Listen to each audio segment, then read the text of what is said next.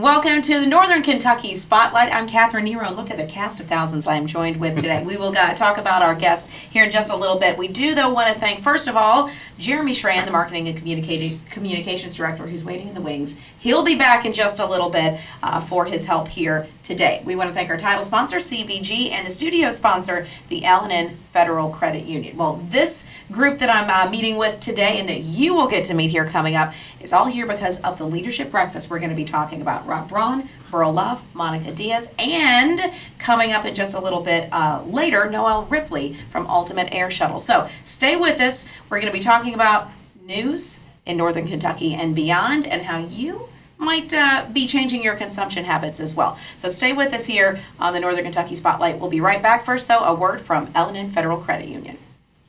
Sometimes life is hectic. Choosing a mortgage lender shouldn't be. The L&N 5-5 Mortgage offers competitive rates, no PMI, and up to 100% financing. That's a mortgage that comes with peace of mind. Whether you're purchasing a new home or refinancing, you'll feel right at home with L&N. We're local, trusted, and we'll be here for you even after your closing. Call 800-292-2905 and get started on your 5-5 mortgage. L&N Federal Credit Union. Welcome home. And welcome back to Northern Kentucky Spotlight. As promised, we are talking about media, our consumption of it, how it's changed, and what we should be looking for as well. And our guests today, our esteemed guests, are here representing the panel discussion that you can be a part of if you go to the Leadership Breakfast next week. We'll get to those details in just a little bit. But I do want to introduce everyone, first of all. You know Rob Braun, of course, the WKRC Local 12 anchor, now Heritage Bank. Forever. That is your legacy. Now, of course, Heritage Bank spokesperson. Monica Diaz from Frost Brown Todd, who does media law, and of course the editor. Did I get the actual title right? Editor? What is it? Executive editor? Editor's fine. Okay, of the Cincinnati Enquirer. He's my boss. I should know this. Burl Love from the Cincinnati Enquirer. So we welcome each of you coming here today. Thank you very much. Nice to be with you. Well, let's start talking about this. Rob, you are the leader of the discussion next week for the Leadership Breakfast, and we're all going to be there as well as panelists talking about the changing face of how we are consuming media. Why did you want to be a part of this? I think it's important because people don't know where to turn. Years ago, you turned to your favorite station or your favorite newspaper, or most often you turn to both, and maybe radio. But now it's changed. It's come to this. Your telephone is where you get most of your information. So we're going to deal with, is that good or bad, what you should watch out for so you're getting the good truth that you're looking for. And what I'm really most excited about is the audience is going to get to ask the questions they want to know. And we will deal with it. You know, as media outlets, I know a lot of times there's scrutiny involved, some good, some bad. Sometimes people learn some things. Sometimes people disagree completely. And Burl, I know that the way that the Enquirer goes about things and the fact that it is digital and it's old school print, if you look at it in both directions, it's two completely different kind of vantage points from the audience. What is the difference or the changes, I guess you would say, in consumption that you've seen in your time there? Well, I think one of the biggest changes is that when, before the digital revolution, you would pick up a newspaper, you would turn into a broadcast, and you would have news presented to you that was that editors or news directors would select based on giving you a kind of a balanced look at what happened in the world or your community.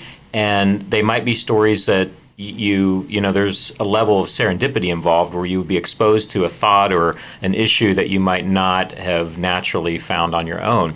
With digital media consumption, you can create your own reality. If you don't like stories of this type, you don't see them probably, because if you're just relying on your social media feed, you're just consuming the stories that you tend to agree with, either politically or the issues that are important to you, and you're not seeing the larger picture, which I think is very frightening if you think about the fact that our democracy requires us to be informed and select our leaders. And so if you're not getting all the information, our electorate suffers, our democracy suffers, and I don't mean to be alarmist, but these are, if you look at how things are moving, there are probably whole segments of our community that are only reading stories that they agree with politically or about the issues they care about and not getting exposed to the community writ large. And the frightening thing is they may not know it too. If their media feed is telling them, because it goes back to an algorithm. So like if you're only following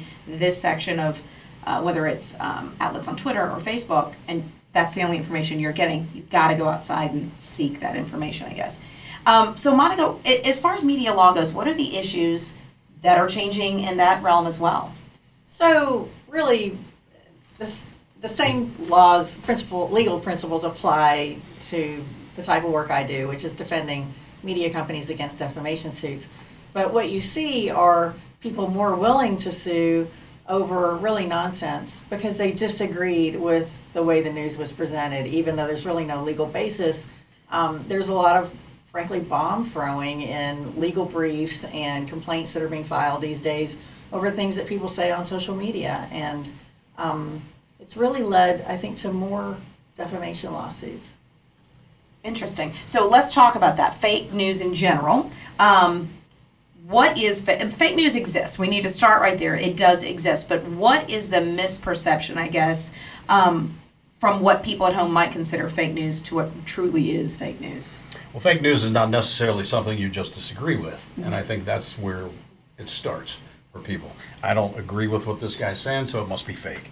But I really believe that it's important for us to listen to the other side, even if it's argumentative, even if it's loud, but most importantly, if it disagrees with you, you need to understand what that side is saying. First, because there may be truths in it, and secondly, because in order to get a picture of the total, you have to see all the elements.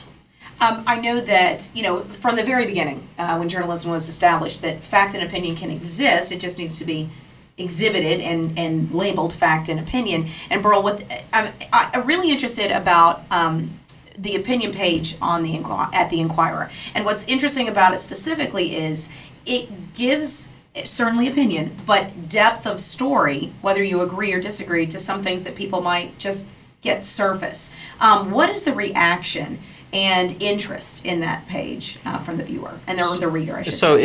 it's one of the most popular types of content we do because people enjoy seeing things written in first person and seeing opinions expressed. I think what is interesting about the editorial pages of the Inquirer is that it is a place where if you're looking for opinion that's based in fact, people accuse us of not having standards in the media, but we have high standards to get published in the Inquirer, and that includes everything we do digitally. You can have you're entitled to your own opinion, but you're certainly not entitled to your own facts. And I think that's what separates us and what makes that very important, especially as we head into an election year and people are trying to decipher, is this fake news, is this real news, what is the source?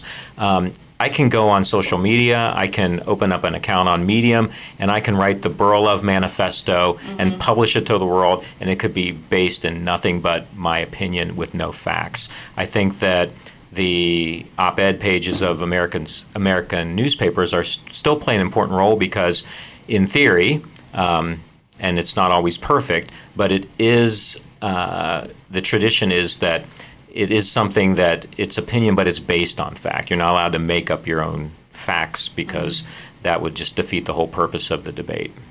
It's an interesting discussion to be had, and we will continue this at the Leadership Breakfast. But I want to get to our special question of the month because obviously each time we do this podcast, we have a question focused on the subject that the Chamber is focused on that month. And this month, it is diversity and inclusion. So the question is, why is diversity and inclusion important to the work that you do? And Monica, we'll start with you.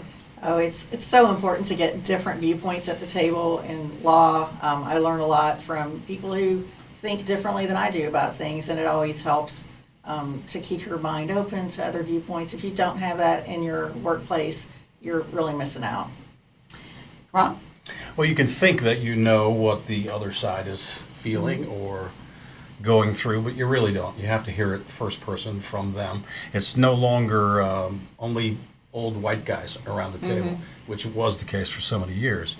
And now it needs to include everybody because everybody's opinion counts, and it's imperative that everybody tries their best, at least, to understand the other side. And Burl? So I think it's it's important in any workplace, but in a newsroom, it's especially important because if the newsroom, the reporters, the editors, the people that are deciding what stories get covered and how they covered, if that room, the people in that room don't reflect the diversity of the community, then not only is it a disservice to the community, but it just makes bad business sense to not be close enough to your audience that you can be responsive to their needs. Excellent. Well, more of these fascinating discussions are to be had at the Leadership Breakfast, which is next Friday. So if you don't have a ticket yet, there are only a few seats left, so keep that in mind. 7:30 a.m. next Friday at CTEC. The breakfast itself will start at 7:30. That's networking as well. And then the program that Rob will host will begin at 8 o'clock. And so we look forward to seeing you there. Thank you all for coming today. Thank We you. This has appreciate been it. fun. Thank you. And stay with us. We've got all the headlines from the Business Week in Review coming your way next. Ranking on Google search Thank and you. maps is easy to understand, but hard to do. It requires constant effort and attention, uploading new photos, responding to Google reviews, writing weekly posts, and checking suggested updates. Google listing optimization takes experience and time, and there are no shortcuts. C-Crew gives your Google My Business account the steady, consistent attention it needs to be effective, optimizing, updating, and expanding critical content every single week. From local retail stores to large regional networks, C-Crew generates content, establishes benchmarks, and creates dramatic, measurable increases in engagement. So what can C-Crew do for your business? More calls, more clicks, more clients.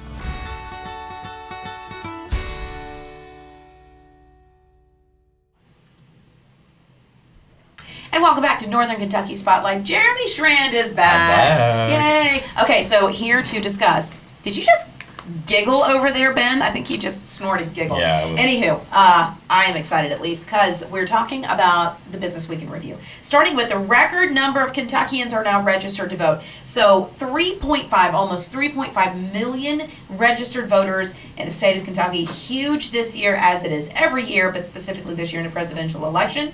And the breakdown, if you're interested, 48% are registered Democrat, 43% registered Republican, 9% are other.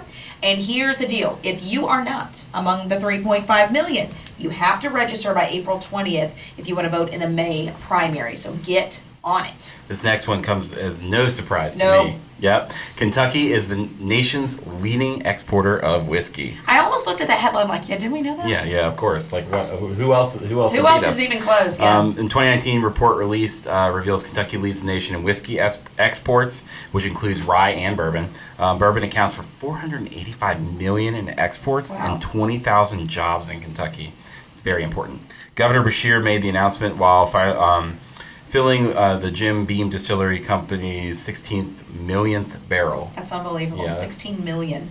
That's a Impressive. While we're on the, as my great aunt Maud would call it, spirits talk. Libations. Libations, yes. So Braxton. Potables. Potables. You sound like Jeopardy. Alex Trebek. So Braxton is launching a new low-calorie IPA. It is called Hop Fit. It is a crisp traditional IPA, I'm told. 4.4% ABV and 100 calories, which will make it a little more easy drinking. Cannot wait to try this one. It'll launch March 7th with an all-day party at Braxton at the one in Covington. Too bad that couldn't get in your Final Four beer. We got to work this out. Yeah, by the way, if you like beer, vote in the Cincinnati beer bracket. Cincinnati's favorite beer, Cincinnati.com. Newport celebrates its 225th anniversary. The launch of a special bourbon last night at New Riff. There's a theme Imagine here. that. More bourbon. The proceeds benefit Newport History Museum of Southgate Street School, which is awesome. Like if you've ever been to that museum, you can learn a lot about Newport. Who knew that Newport was 225? And Hotel Covington just earned AAA's 4-diamond distinction for the third straight year, so congratulations to them. Health Innovation Accelerator at NKU launched.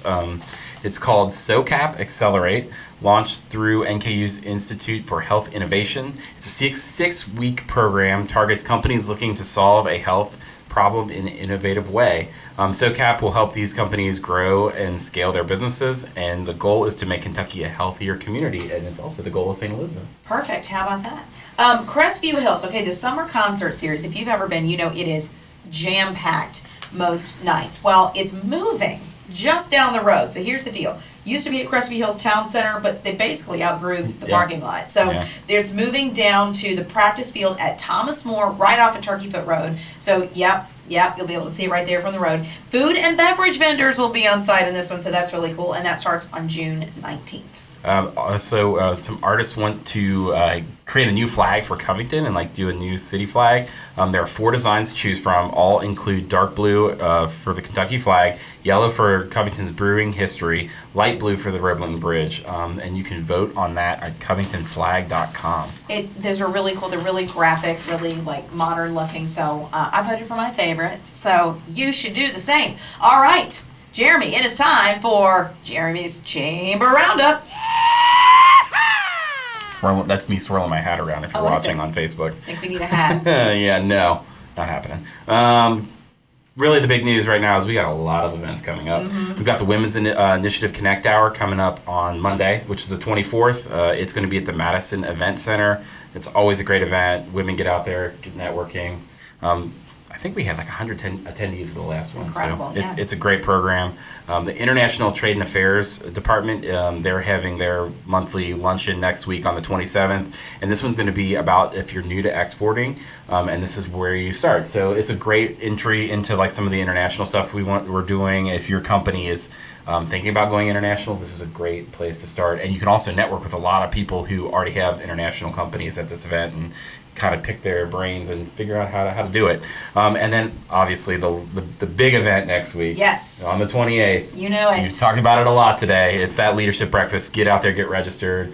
It's going to be a packed house and a really awesome conversation. And we promise to get you out by 9:30. That's the rule. Yep. All right, there you go. You are rounded up. Stay with us. We're going to hear from CVG and be right back talking about Ultimate Air Shuttle. CVG Airport is the lowest fare airport in the tri-state region with 54 nonstop flights and direct international service to 7 destinations, including Paris, France, and now home to both DHL's and Amazon's global cargo hubs. The airport is furthering its position as leader in aviation and is deeply committed to being an economic driver for the community. You can learn more and start your next adventure at cvgairport.com. And welcome back to Northern Kentucky Spotlight. Joining us now is Noelle Ripley, the Business Development Manager for Ultimate Air Shuttle. Thank you for coming in. Thank you for having me. Okay, so we're going to start in the very beginning. For those folks who don't know what Ultimate Air Shuttle is, tell us about it. Sure. Well, Ultimate Air Shuttle is an experience you don't want to miss. We provide VIP jet travel to Cincinnatians, North Kentucky. So what you do is instead of going to CVG, you go over to Lunken Airport and you have up close and free parking, no baggage fees. It would get you to your destination within an hour and a half, depending on what city you're flying to. No hassle. It saves you time, and it's just a very pleasant way to fly. You don't have to do the whole 2 hours beforehand thing. We ask that you show up 15 to 20 minutes prior to departure. So that really does save you time and money. Whip out your ID and that's amazing. Walk on the plane. Amazing. Absolutely. It's awesome. So we just heard in the news last week that you guys announced a new flight. Tell us about that. Yes, we did. We're very excited to announce Nashville starting Monday, March 16th. So it's our newest addition to our lineup. Currently, we fly to Chicago, Charlotte, and Cleveland, as well as Atlanta. So I always say the 3 C's so that people remember it's Charlotte, Cleveland, and Chicago. And then, of course, like I just mentioned, Atlanta. Nashville coming soon. And in addition to Nashville, we're expanding our Cleveland service. Currently, we're running 2 round trips daily, Monday through Friday. We're adding a 3rd rotation starting March 16th as well. So you can fly up midday, come back in the evening, stay for the week, however you want to book your travel, but it's going to be a little bit more flexible. Cleveland's our #1 market, believe it or not. We have a lot of people traveling on a daily basis to go to Cleveland. So adding that 3rd rotation only made sense. It's interesting. I know a lot of people think of this as only business travel, but this is, anybody can use Ultimate Air Shuttle. Absolutely. It's not exclusive to corporations. It's really, if it's a city that we cater that you want to travel to, it's open. You go to ultimateairshuttle.com or call our 1-800 number, 437-3931, book your travel. Go on the website. There's a lot of great resources and information to tell you about the different cities we fly to, the accommodations. We do team up with different hotels and car rental agencies to really help make your trip painless. That's awesome. Yeah, we did a chamber trip up to Cleveland. Was it about a year ago? A little over a year ago, maybe. Yeah, it was pretty cool. And then we went up in Rock and Roll Hall of Fame and went and saw an Indians game, and like when the Reds go up there and play. Like, Yeah. Be it's easy. a great thing. And I'm telling you, Nashville soccer You're the so MLS excited team, about this. They're coming up here this year, so we can't do it this year. But next year, Yeah. FC Cincinnati will be playing in Nashville. Yeah. And so that trip is going to be booked. There you go. We look forward to seeing Yes. you. And do you have any other plans for expansion beyond Nashville that you can tease? Sure, yeah. There are many cities we're looking at. Pittsburgh is probably going to be the next city that we announce. Hopefully later in 2020, but as always, people love giving us suggestions, so we have several in the hopper, so to speak, and we just look forward to growing with the community as they have grown with us over the past 10 years. Excellent. If we need something down in South Florida, that would be awesome. You know what? There we have it. That's my suggestion. And if you need volunteers, Noelle will do it for you. We'll do it. We want to get to the question of the month. This month, the Chamber is focused on diversity and inclusion. So, why is diversity and inclusion important to the work that you do? Sure. Well, our parent company, Ultimate Jet Charters, which is based in North Canton, Ohio, they believe in equality, fairness, and respect across the board. And you'll see that very well, not only amongst the crews, the pilots, the flight attendants, but our home office and reservations, maintenance, what have you. And you'll see how we really have a nice, diverse crowd. And our company is just like many. When you only have 100 plus employees, it becomes a family. So everybody, at the end of the day, we know each other by our name. We know each other by our faces. Not numbers or names. And it's just, it's a very nice feeling knowing that we're all equal. Excellent. Well, thank you so much. We look forward to it. For those of us who have not been on an Ultimate Air Shuttle trip, we got to get there. We got to get over to Lunken and try that out. Absolutely. Book your flight, ultimateairshuttle.com. There you go. Now you know. Thanks so much. We appreciate it. And, of course, we want to thank all of our guests today from earlier. We have Monica Diaz, Burl Love, and Rob Braun, and myself, who will be at the Leadership Breakfast next week, so we look forward to that. And that discussion that we had here, it'll be expanded. We just had another discussion even prior to this. So it's going to be interesting because it's going to be informative not just for those people who enjoy listening to news, but for leaders and been specific. So we look forward to that. So that's next week. Do we have next week's topics for right here on the podcast? Yes, next week on the podcast, we're going to be talking about the Employer Best Practices Symposium. That's another big event coming from the Chamber. It's a kind of an innovative event. There's a lot of, instead of just being people talking to you or a normal traditional panel, it's kind of like a speed dating for best practices. So you hop around the different tables. I like that. And you have not quite a one-on-one, but like a small table discussion with an expert and something. And it's really great. And we did it last year, and we got a lot of really great feedback. So we're going to bring some people in and talk about that for this year. And then also Learning Grove is going to come in and talk to us about all the cool programming they're doing to help teach kids. And I need to say hi to Gianna because she's watching. Is Gianna your daughter, She's Jeremy? my daughter. Yeah.